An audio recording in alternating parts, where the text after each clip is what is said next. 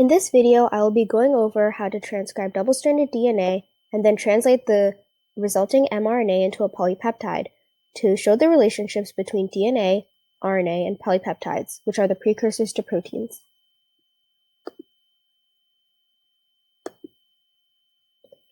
The central dogma is a principle in genetics that states that DNA in cells is transcribed into mRNA, which is then translated into polypeptides. It shows that DNA is expressed in a linear fashion, so it is uncommon for cells to skip from DNA to protein or to reverse the process. This holds true for eukaryotes and prokaryotes and shows how DNA is expressed so that the resulting protein can perform a certain function.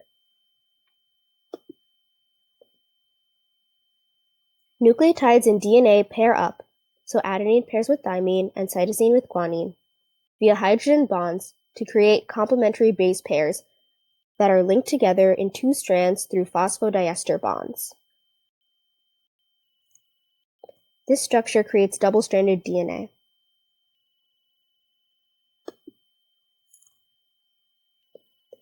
The structure becomes important when looking at how transcription occurs. To go from DNA to RNA, the hydrogen bonds between the nucleotides that form the base pair are broken.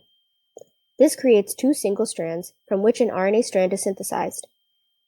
When writing out the RNA strand, it is important to know which strand you are transcribing from. You should be transcribing from the template strand, which goes from 3' to 5'.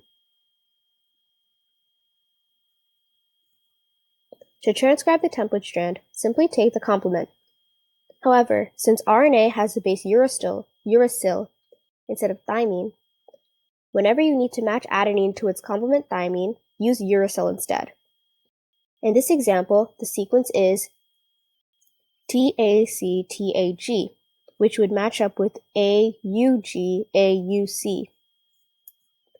There's a shortcut you could use if you are given the coding strand, which is this top strand that goes from 5' to 3'.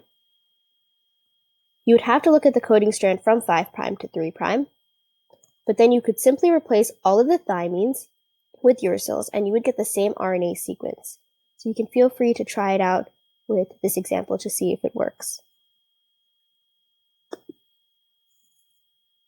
To translate an RNA strand, you would first need to identify the start codon AUG, which encodes the amino acid methionine. From there, you would read the RNA sequence in groups of 3, or in codons, and match the codons to the amino acids they encode using the codon table, as shown here. The polypeptide will stop when one of the codons encodes a stop codon, which can be either UAA, UAG, or UGA. So at this point, you should stop translating the RNA strand.